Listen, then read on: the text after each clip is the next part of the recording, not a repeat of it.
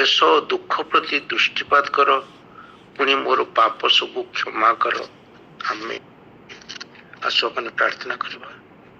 ସ୍ୱର୍ଗୀୟ ପିତା ପରମେଶ୍ୱର ପ୍ରଭୁ ଯୀଶୁ, ତୁମର ଧନ୍ୟବାଦ ଗୌରବ ପ୍ରଶଂସା କରୁଛୁ।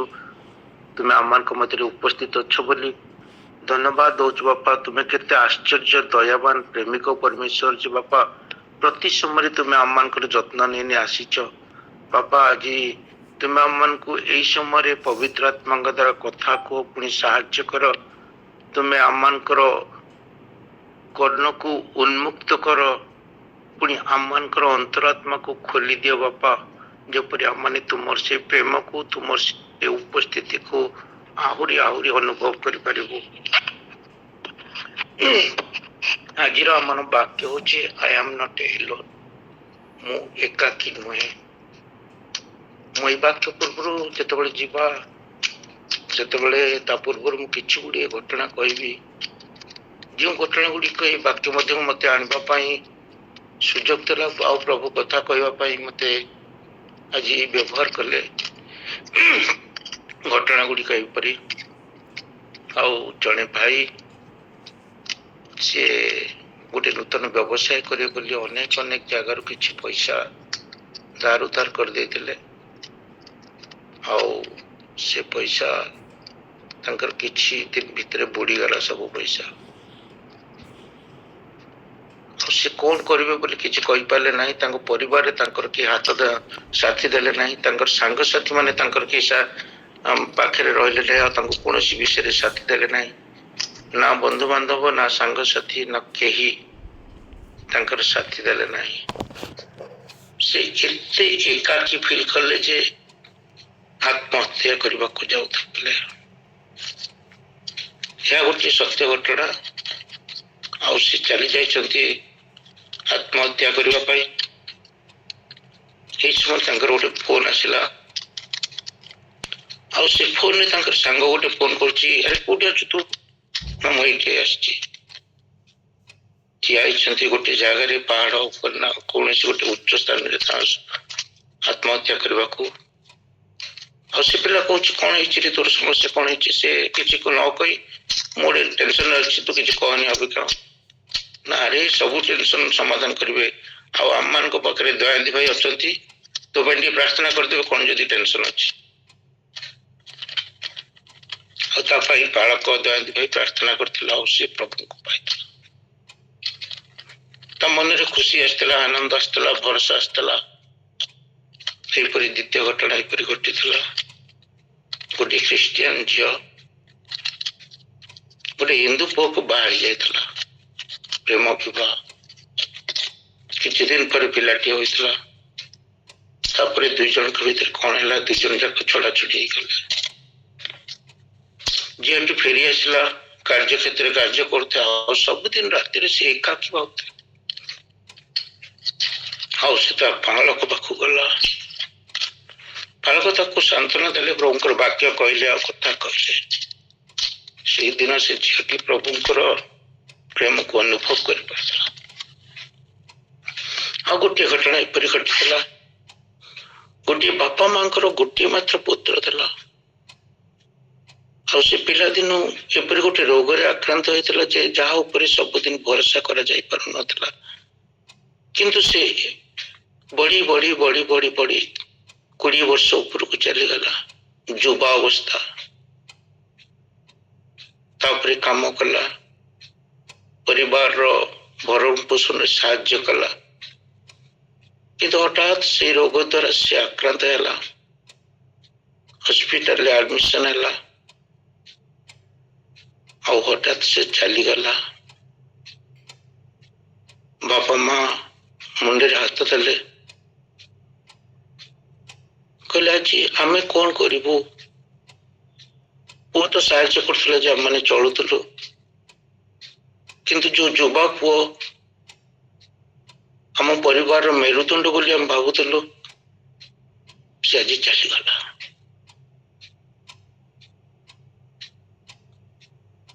ସେମାନେ ଚିନ୍ତା କରୁଥିଲେ କିଏ ତାଙ୍କୁ ସାହାଯ୍ୟ କରିବ, କିଏ ତାକୁ ରାହା ଦବ, କିଏ ତାଙ୍କ କାନ୍ଧ ଉପରେ ହାତ ପକେଇବ।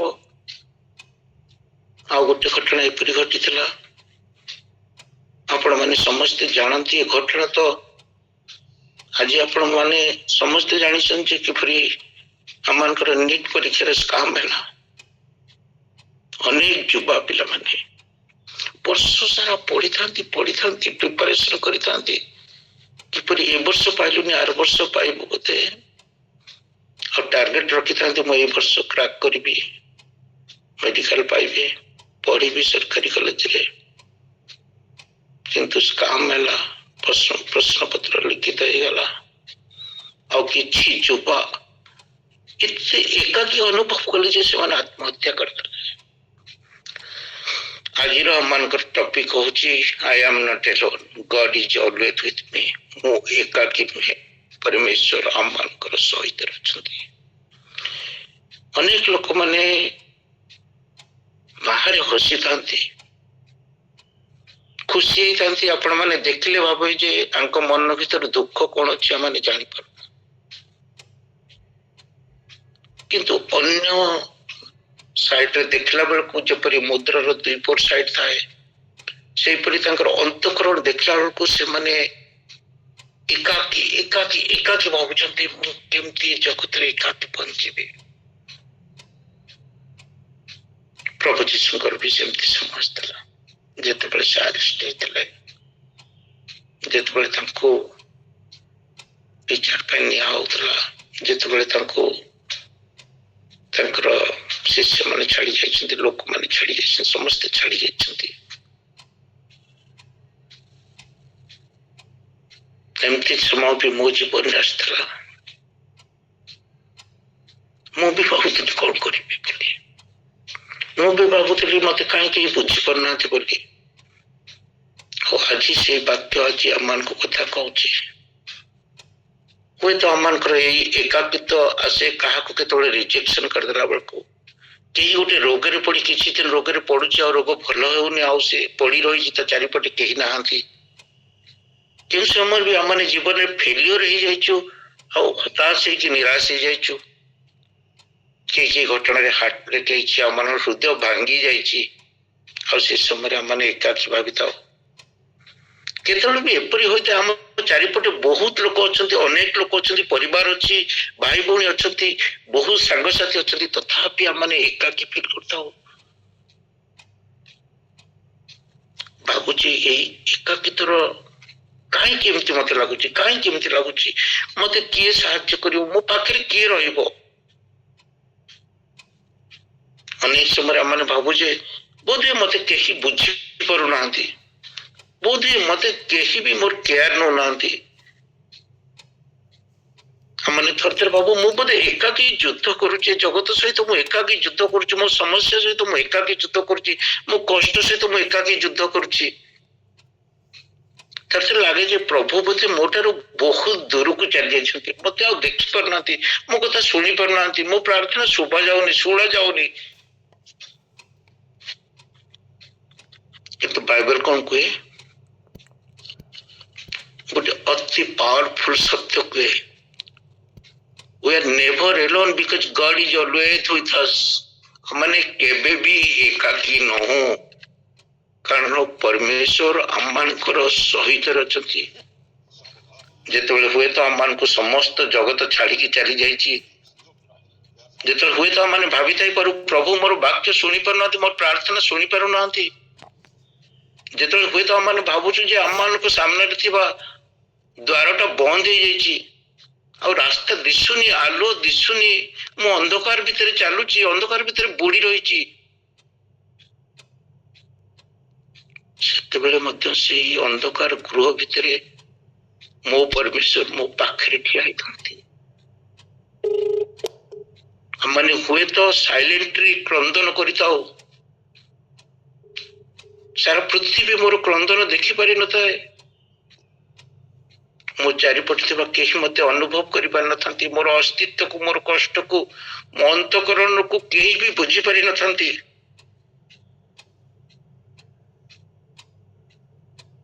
जपर दाऊद कहते मोर अंतकरण जंत्रणा बढ़ी अच्छी तुम्हें समस्त कष्ट मत उद्धार कर प्रभु से परमेश्वर शुणती ଆଉ ଏଇ ଅସହାୟତା ଏକାକିତ୍ର ରିମେଡି ଯଦି ଆମମାନେ ଏଭଳି ତାର 13:5 ପଢୁ, ଏବେ ପୁସ୍ତକ ତାର 13 ପର୍ବ 5 ପଦରେ ଲେଖାଯାଏ, ଶେଷରେ ଆମ୍ଭେ ତୁମ୍ଭକୁ କେବେ ହିଁ ଛାଡିବା ନାହିଁ, ଆମ୍ଭେ ତୁମ୍ଭକୁ କେବେ ହିଁ ପରିତ୍ୟାଗ କରିବା ନାହିଁ। ହୁଏତ ଆମମାନଙ୍କର ସାଙ୍ଗସାଥି ଆମମାନଙ୍କୁ ଛାଡି ଯାଇଛନ୍ତି, ହୁଏତ ଆମମାନଙ୍କର ରିଲେଟିଭ ମାନେ ଆମମାନଙ୍କୁ ଛାଡି ଯାଇଛନ୍ତି, ହୁଏତ ମୋର ପୁଅ ମୋ ଠାରୁ ଛାଡିକି ଚାଲି ଯାଇଛି, ହୁଏତ ମୋର ପୁଅ ବୋହୁ ମୋ ଠାରୁ ବହୁତ ଦୂରକୁ ଚାଲି ଯାଇଛନ୍ତି, ଆଉ ମୁଁ ସେମାନଙ୍କର ସାନ୍ନିଧ୍ୟକୁ ଅନୁଭବ କରିପାରୁନି। ହୁଏତ ସମସ୍ତ ଲୋକମାନେ ମତେ ମିସଅଣ୍ଡରଷ୍ଟାଣ୍ଡ କରୁଛନ୍ତି, ମତେ ଭୁଲ ବୁଝୁଛନ୍ତି, ମୋର ଅନ୍ତଃକରଣକୁ ବୁଝି ବି ପାରୁନାହାନ୍ତି, ମୁଁ କଣ କହିବାକୁ ଚାହୁଁଛନ୍ତି ମୋର ସତ୍ୟତାକୁ ବୁଝି ପାରୁନାହାନ୍ତି, ମତେ ସମସ୍ତେ ଦୋଷୀ ଧରୁଛନ୍ତି, ଆଉ ମୁଁ ଏକାକୀ ହୋଇଯାଇଛି। ଆଉ ସେଇ ସମୟରେ ପରମେଶ୍ୱର କହୁଛନ୍ତି I will never leave you, ମୁଁ ତତେ କେବେ ହିଁ ଛାଡିବି ନାହିଁ। ତାମାନେ in sickness he is there, ମୋର ସମସ୍ତ ଯନ୍ତ୍ରଣା, ସମସ୍ତ ଦୁଃଖ, ସମସ୍ତ କଷ୍ଟ, ସମସ୍ତ ରୋଗଗ୍ରସ୍ତ ଅବସ୍ଥାରେ ମଧ୍ୟ ସେ ସେଇଠାରେ ଅଛନ୍ତି। in my depression he is there, ମୁଁ ଯେତେବେଳେ ପୁରା ନିରାଶ ହୋଇଯାଇଛି, ହତାଶ ହେଇଯାଇଛି, ତଳ ଡିପ୍ରେସନକୁ ଚାଲି ଯାଇଛି, ସେତେବେଳେ ମଧ୍ୟ ସେ ମୋ ପାଖରେ ଅଛନ୍ତି। in fear he is there, ଯେତେବେଳେ ମୁଁ ଭୟରେ ଅଛି ସେତେବେଳେ ସେ ସେତେବେଳେ ଅଛନ୍ତି। in failure he is there, ମୁଁ ଯେତେବେଳେ ସବୁଥିରେ ଫେଲ ହେଇଯାଇଛି ସେତେବେଳେ ବି ପରମେଶ୍ୱର ସେଠି ଅଛନ୍ତି।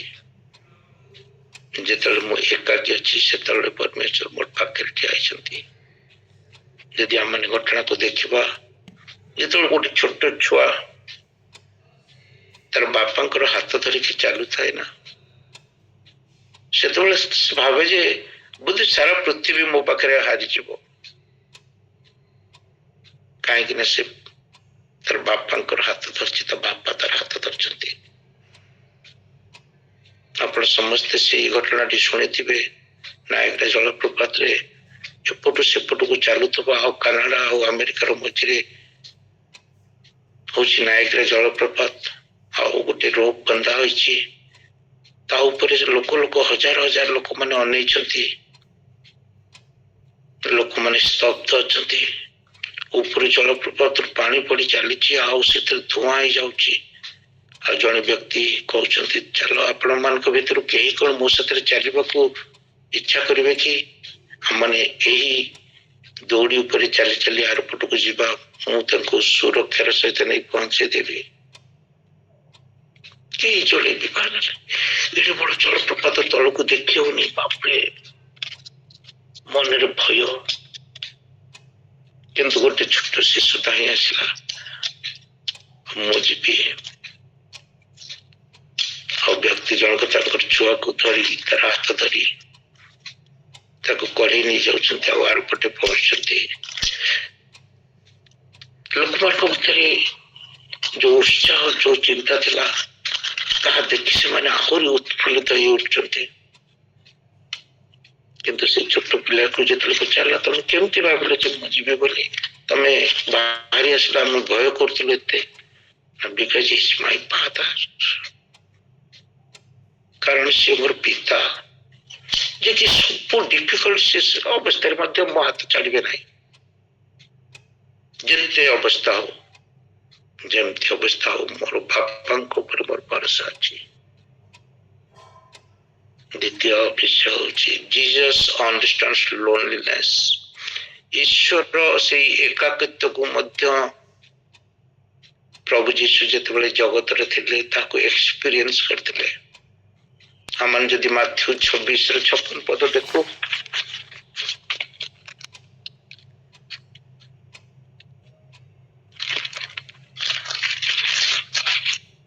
ଏପରି ଲେଖାଯାଏ, ସେତେବେଳେ ଶିଷ୍ୟମାନେ ସମସ୍ତେ ତାହାଙ୍କୁ ଛାଡି ପଳେଇଲେ। 3.5 ବର୍ଷର ଦୋସ୍ତି, ସବୁବେଳେ ଶିଷ୍ୟମାନେ ତାଙ୍କ ସହିତ ଥାନ୍ତି, ଯେତେବେଳେ ଏକାଠି ଖାଉଥିଲେ, ଯେତେବେଳେ ଆଶ୍ଚର୍ଯ୍ୟକର୍ମ କରୁଥିଲେ, ଯେତେବେଳେ ମହାନ ମହାନ ଆଶ୍ଚର୍ଯ୍ୟକର୍ମ ମହାନ ଘଟଣା ସବୁ ଘଟି ଚାଲିଥିଲା, ସବୁ ଶିଷ୍ୟମାନେ ତାଙ୍କ ସାଙ୍ଗରେ ଥିଲେ, ପାଖରେ ଥିଲେ ଆଉ ସବୁ ଦେଖୁଥିଲେ। କିନ୍ତୁ ଯେଉଁ ସମୟରେ ତାକୁ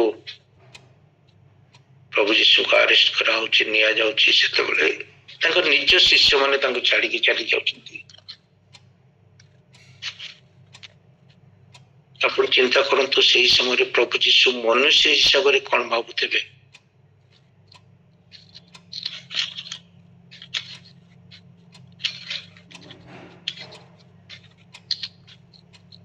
ସେ ଯେତେବେଳେ ଭାବୁଥିବେ,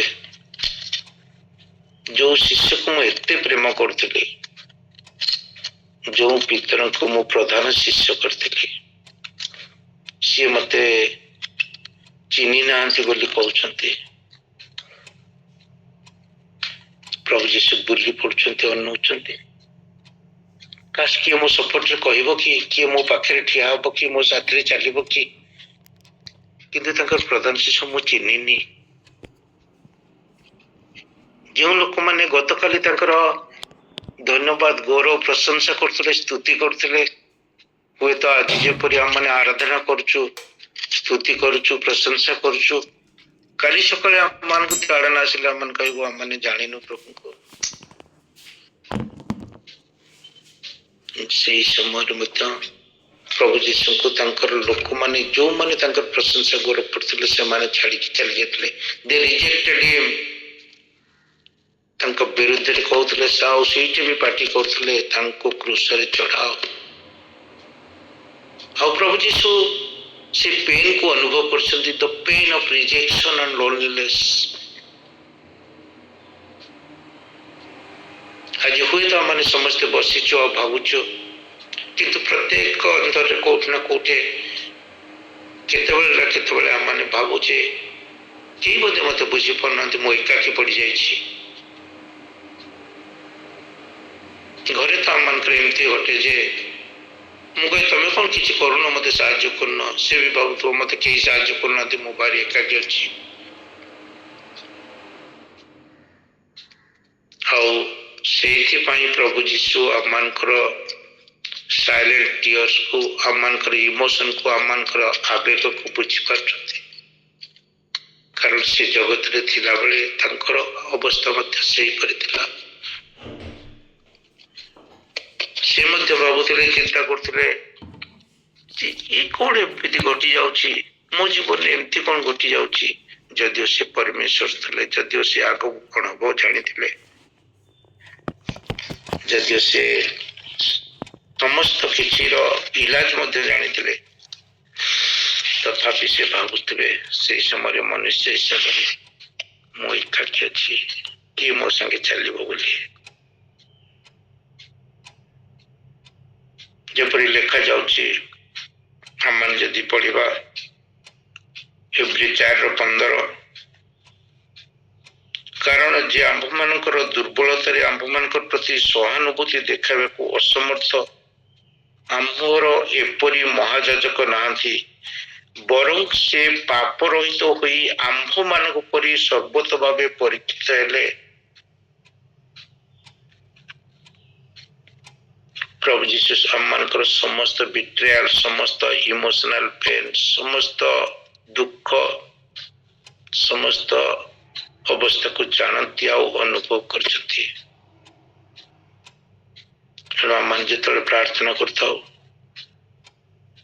ଆମମାନେ ଜାଣିଥାଉ ଯେ ସତ୍ୟ ଭାବରେ ଆମମାନଙ୍କ ପାଖରେ ଜଣେ ଅଛନ୍ତି, ଆମମାନଙ୍କର ସାଥିରେ ଜଣେ ଅଛନ୍ତି, ଯେ କି ଆମମାନଙ୍କ ପାଇଁ, ଆମମାନଙ୍କ ଜାଣିବା ବାହାରେ, ଆମମାନଙ୍କର ଚିନ୍ତାର ବାହାରେ ଆମମାନଙ୍କ ପାଖରେ ରହି ଚିନ୍ତା କରୁଛନ୍ତି। ତୃତୀୟରେ ଯଦି ଦେଖିବା, God is close to the broken heart। ଯୋଉମାନେ ଭଗ୍ନାନ୍ତକରଣ ତାଙ୍କର କ୍ଲୋଜରେ ଥାନ୍ତି ପରମେଶ୍ୱର। ଆମମାନେ ଯଦି ସେଇ ଗୀତ ସଂହିତା 34:18 କେହି ଯଦି ପଢିଦେବେ ସାଙ୍ଗେ ସାଙ୍ଗେ,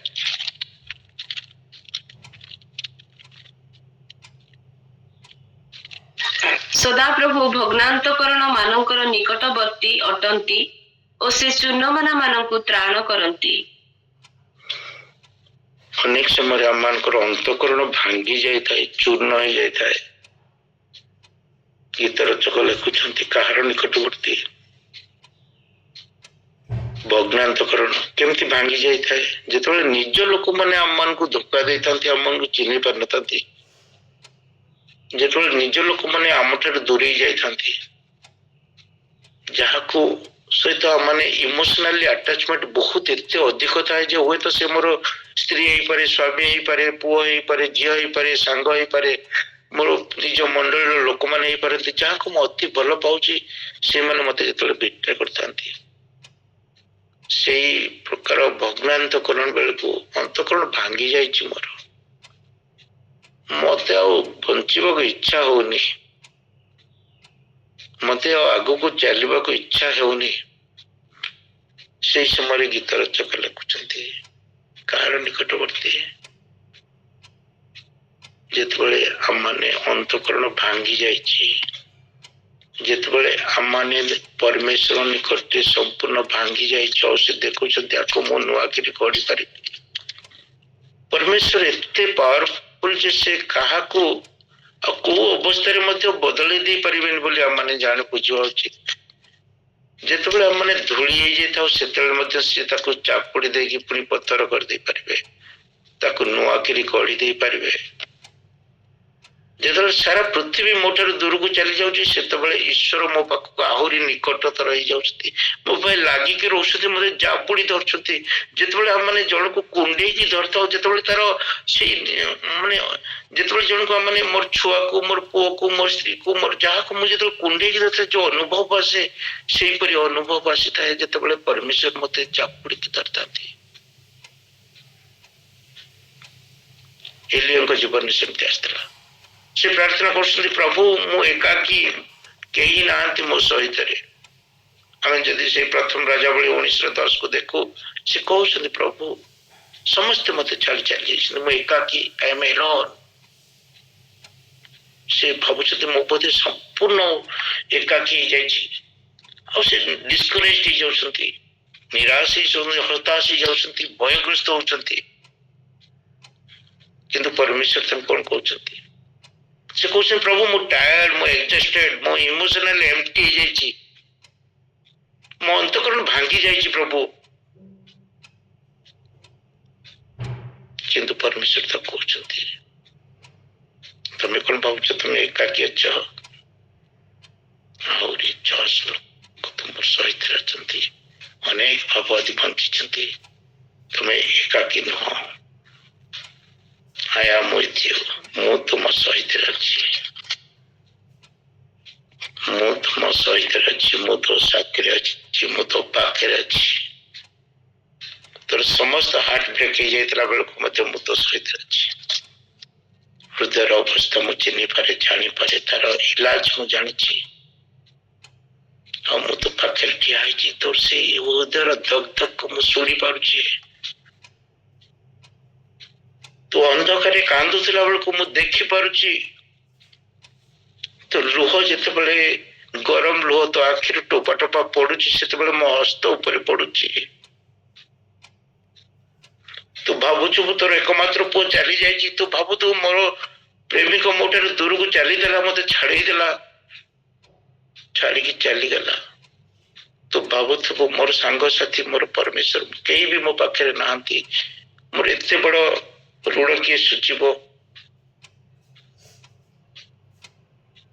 मान जदि देखा God is with us in every situation समस्त परिस्थिति समस्त अवस्था परमेश्वर आमर सहित अच्छी आम जदि जिशा 43 पद पढ़ू जिशा 43 पद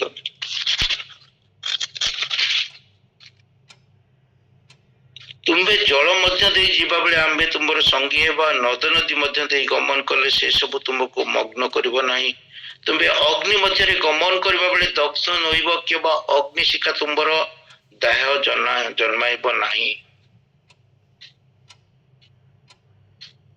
परमेश्वर केबे कहना जे you will never face troubles तुम केतेबेल भी कष्ट पाइबो नाही केतेबेल भी तुमे एई परी अवस्था रे न रहिबोनी କିନ୍ତୁ ପରମେଶ୍ୱର କହୁଛନ୍ତି ଯେ ମୁଁ ସବୁ ଅବସ୍ଥାରେ ତୋ ସହିତ ଅଛି, ତୋ ପାଖରେ ଅଛି। ସଦାପ୍ରଭୁଙ୍କର presence does not mean the absence of storms. ସମସ୍ତ ପ୍ରକାର ଝଡ଼ ଝଞ୍ଜା ମଧ୍ୟରେ ମଧ୍ୟ ପରମେଶ୍ୱର ଆମମାନଙ୍କ ପାଖରେ ଅଛନ୍ତି। ପରମେଶ୍ୱର କହୁନାହାନ୍ତି ଯେ ତୋ ଜୀବନରେ ଝଡ଼ ଆସିବନି, ତୋ ଜୀବନରେ ଦୁଃଖ ଆସିବନି, ତୋ ଜୀବନରେ କଷ୍ଟକର ରୋଗ ଆସିବ ନାହିଁ, ତୋ ଜୀବନରେ ଦୁର୍ଘଟଣା ଆସିବ ନାହିଁ, ତୋ ଜୀବନରେ ଏହିପରି ଅବସ୍ଥା ଆସିବ ନାହିଁ ଯେତେବେଳେ ତୁ ଏକାକୀ ଫିଲ୍ କରିବୁ ନାହିଁ। କିନ୍ତୁ ପ୍ରତି ଏକାକୀ ଅବସ୍ଥାରେ ମୁଁ ତୋ ସହିତ ରହୁଛି। I will be with you. I am with you. ମୁଁ ତୋ ସହିତ ଅଛି, ତୋ ପାଖରେ ଅଛି। ଯଦି ଆମମାନେ ଦାନିଏଲଙ୍କ ଅବସ୍ଥା ଦେଖୁ, ଦାନିଏଲଙ୍କୁ ସିଂହ ମାନଙ୍କ ମଧ୍ୟରେ ପକେଇ ଦିଆହଉଛି, ଯୋଉମାନେ ଖାଇନାହାନ୍ତି ଅନେକ ଦିନ ହେଲା, ଭୋକିଲା ଅଛନ୍ତି, ଉପରୁ ପଡୁ ପଡୁ ଡେଇଁକି ଖାଇକି ନଷ୍ଟ କରିଦେବେ, ମାରିଦେବେ। କିନ୍ତୁ ସେତେବେଳେ ମଧ୍ୟ ପରମେଶ୍ୱର ଦାନିଏଲଙ୍କ ସହିତ ରହିଥିଲେ। ହୁଏତ ଆମମାନେ ସତରେ ବାବୁ ହଁ ମୁଁ ଦାନିଏଲଙ୍କ ଗପ ଶୁଣୁଛେ, ବାଇବେଲରେ ଲେଖା ହେଇଛି ଆଉ ପ୍ରଭୁ ତାଙ୍କୁ ରକ୍ଷା କଲେ, କିନ୍ତୁ ମୋ ସମସ୍ୟା ତ ବହୁତ ଅଧିକା, ମୋ ସମସ୍ୟାକୁ ତ ପ୍ରଭୁ ବୁଝି ପାରୁନାହାନ୍ତି, ଏମିତି ବି ଲାଗେ ବୋଧେ ପ୍ରଭୁ ଶୁଣି ପାରୁନାହାନ୍ତି। କିନ୍ତୁ ବାକ୍ୟ ଆମମାନଙ୍କୁ ପ୍ରତିଥର ସେ ଭରସା ଦେଇଥାଏ,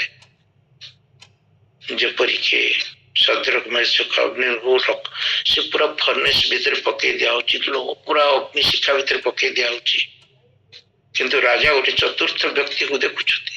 Who is that fourth person? ଆମମାନେ ତ 3 ଜଣକୁ ପକେଇଥିଲୁ, ଚତୁର୍ଥ ବ୍ୟକ୍ତି କିଏ ତାଙ୍କ ସହିତ ଚାଲୁଛନ୍ତି? ଅଗ୍ନି ଜଳି ଚାଲିଛି, ନିଆଁ ଜଳି ଚାଲିଛି, ଲାଲ ଲାଲ ଦିଶୁଛି। ଯେକୌଣସି ଜିନିଷ ବି ତାର ପାଖକୁ ଗଲେ ଧ୍ୱଂସ ହେଇଯିବ, ପୋଡି ପାଉଁଶ ହେଇଯିବ। ତା ଭିତରେ ଚତୁର୍ଥ ବ୍ୟକ୍ତି 3 ଜଣଙ୍କ ସହିତ ଚାଲୁଛନ୍ତି, ତାଙ୍କର କୌଣସି ଧୂଳି ବି ବଙ୍କା ହେଇନି, କିଛି ବି ଧୂଳି ଲାଗିନି, କାରଣ ପରମେଶ୍ୱର ସେମାନଙ୍କ ସହିତ ଥିଲେ। ପରମେଶ୍ୱର ତାଙ୍କ ସହିତ ଚାଲୁଥିଲେ ଆଉ ଆଜି ବି ଚାଲୁଛନ୍ତି, ଆଜି ବି ଧରି ରଖିଛନ୍ତି। ଯେପରି Matthew 28:20 ଲେଖାଯାଏ, Lo, I am with you always, even unto the end of the world. ଜଗତର ଶେଷ ଅବସ୍ଥାରେ ମଧ୍ୟ ମୁଁ ତୁମ ସହିତ ଅଛି, ମୁଁ ତୁମକୁ ଛାଡ଼ିବି ନାହିଁ। ମୁଁ ତୋର ଘରେ ଅଛି, ମୁଁ ତୋର କାର୍ଯ୍ୟକ୍ଷେତ୍ରରେ ଅଛି, ମୁଁ ତୋତେ ହସ୍ପିଟାଲରେ ଥିଲା ବେଳକୁ ଅଛି, ମୁଁ ତୋର ତୁ ଯେତେବେଳେ ଅନ୍ଧକାର ରୁମ୍ ଭିତରେ ପଶିଛୁ ସେତେବେଳେ ଅଛି, ମୁଁ ଯେତେବେଳେ ତତେ ଯେତେବେଳେ ସ୍ତ୍ରୀ ଛାଡ଼ି ଦେଇଛି, ସ୍ୱାମୀ ଛାଡ଼ି ଦେଇଛି, ସବୁ ସାଙ୍ଗସାଥି ଛାଡ଼ି ଦେଇଛନ୍ତି, ଯେତେବେଳେ ତୁ ରାତିରେ ଶୋଇପାରୁନୁ, ଚିନ୍ତା କରୁଛୁ ମତେ କାହିଁକି ନିଦ୍ରା ଆସୁନାହିଁ, କାହିଁକି ନିଦ୍ରା ଆସୁନାହିଁ, ମୁଁ ଏକାକୀ ରହିଛି, ସେତେବେଳେ ମଧ୍ୟ ମୋ ପାଖରେ ଶ୍ରୀ ପରମେଶ୍ୱର ଅଛନ୍ତି, ଶୋଇଛନ୍ତି, ଠିଆ ହେଇଛନ୍ତି, ହାତ ଧରିଛନ୍ତି। ସେ ଭରସା ଦେଇ କୁହନ୍ତି ଯେ ମୁଁ ତୋ ସହିତ ଅଛୁ, ଜଗତର ଶେଷ ଅବସ୍ଥାରେ ମଧ୍ୟ ମୁଁ ତୋ ସହିତ ଅଛି, unto the end of the world। ପରମେଶ୍ୱର ଆମମାନଙ୍କର ଯତ୍ନ ନେଇ ଚାଲିଛନ୍ତି। ପଞ୍ଚମରେ ଦ Holi spirit is hour companion. ପବିତ୍ର ଆତ୍ମା ଆମମାନଙ୍କର ସାଥୀ, ଆମମାନଙ୍କର ପାଖରେ ଥିବା ବ୍ୟକ୍ତି।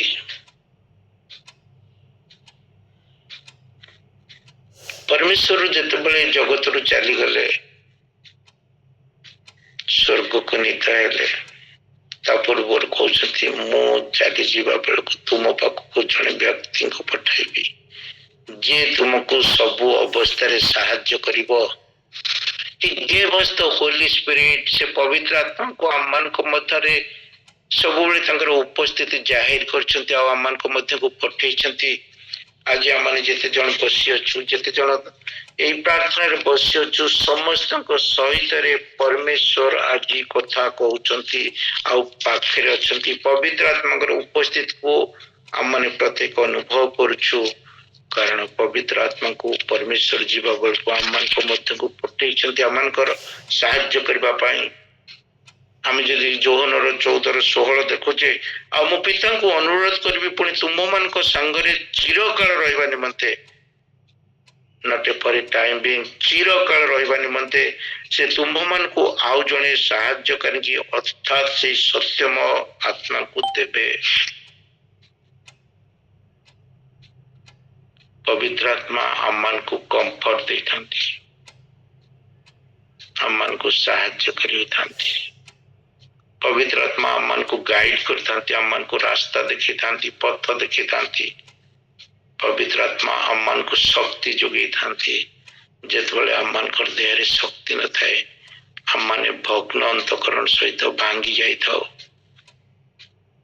पवित्र आत्मा हमन को परमेश्वर को समस्त प्रतिज्ञा गुड़ी को मन पकई देतांती। आउ मो परमेश्वर हमन कर परमेश्वर कर गोटे भी प्रतिज्ञा केबे हेले विफल हुए नाही कि हेबो नाही। मो परमेश्वर जहा प्रतिज्ञा करछथि, जहा वाक्य कहछथि ता केबे भी अन्यथा हेबो नाही। आउ ता पवित्र आत्मा हम प्रत्येक प्रति समय मन पकई दियंती। हुए तो सारा जगत मते आज बुझी पारुनी, मो अंतकरण को बुझी पारुनी, मो स्वामी मो कथा बुझी पारुनी, मो स्त्री बुझुनी, मो पुओ बुझुनी, मो झियो बुझुनी, केही भी मोर बुझी पारुनांती। तथापि पवित्र आत्मा मते बुझुछंती, से मते कंफर्ट दउछंती, से मो अंतर रछंती।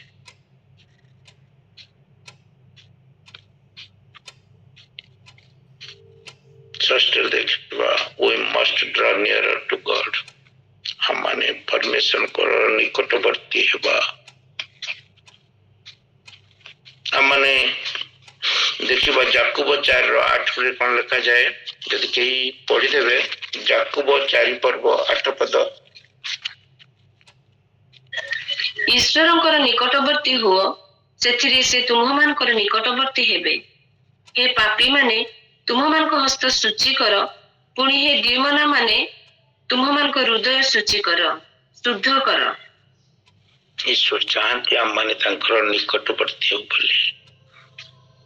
ईश्वर चाहते हमने तांको प्रार्थना करू बोली। किपरि हमने निकटवर्ती होबा? How do we feel God's presence? हमने किपरि ईश्वरंकर उपस्थिति को बुझी परिबा, जानी परिबा, अनुभव करि परिबा? हमन जेतोले प्रार्थना रे तांको सहित लागी रहिबा।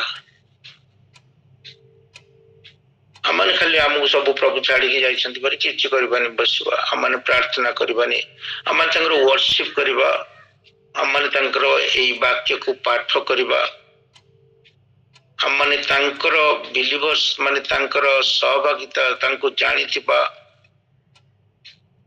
विश्वासी मानव सहित फेलोशिप रे आसीबा। हमने तांको प्रतिदिन प्रति समय विश्वास करबा जे परमेश्वर मो सहित रहछंती। सेतबेले पवित्र आत्मा मन को कंफर्ट देबे, हमन को सहभागिता रछि, हमन को सांत्वना दउतबे। हो तो परिस्थिति बहुत कष्टकर हुए तो झड़ झंझा बहुत आसीथिबो, माने से झंझा भितरे एमती हेइतबो जे हुए तो ताती बहुत थिबो, से तातीरा माने पोड़ी गला भले लागुथबो। हमने जेते साथी चलवा को चेष्टा करवा, प्रार्थना द्वारा, वर्शिप द्वारा, बाइबल पाठ द्वारा, तांको सहित फेलोशिप रे आसीबा द्वारा, तांको विश्वास करबा द्वारा सेते हम स्ट्रॉन्गर हवा, सेते हम शक्ति युक्त हवा, आउ परमेश्वर को प्रेम को बुझी परिबा। हुए तो हमने बहुत बहुत सारा जगत आज रिजेक्टेड हम करछि, हमको भूली जाइछि, मन भीतर गोटे एकाकी भाव आसुछि।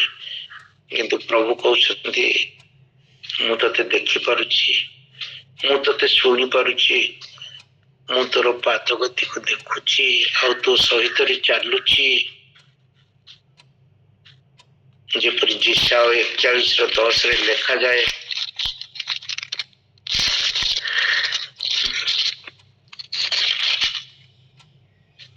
तुम्बे भय करो नहीं कारण आंबे तुम संगरे अच्छु, निराश हो नहीं कारण आंबे तुम परमेश्वर, आंबे तुमको सबल करवा, आंबे तुम साहाय्य करवा, आंबे अपना धर्म स्वरूप दक्षिण हस्त तुमको धरी रखा।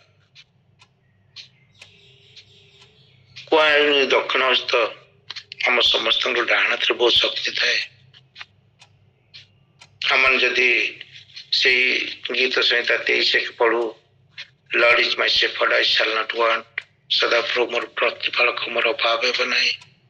एपरि अनेक वाक्य द्वारा अनेक ବର୍ଷର ପ୍ରଭୁ ଆମମାନଙ୍କୁ କଥା କୁହନ୍ତି ଯେ ତୁ ଏକାକୀ ନ ହଉ, ମୁଁ ତତେ ଦେଖିପାରୁଛି, ତୁ ଏକାକୀ ନ ହଉ, ମୁଁ ତତେ ଶୁଣିପାରୁଛି, ତୁ ଏକାକୀ ନ ହଉ ଯେ ମୁଁ ତୋ ସାଥିରେ ଚାଲୁଛି। ଯେତେ ରାସ୍ତା ଚାଲିବାକୁ ପଡିବ ମୁଁ ତୋ ସହିତ ଚାଲିବି।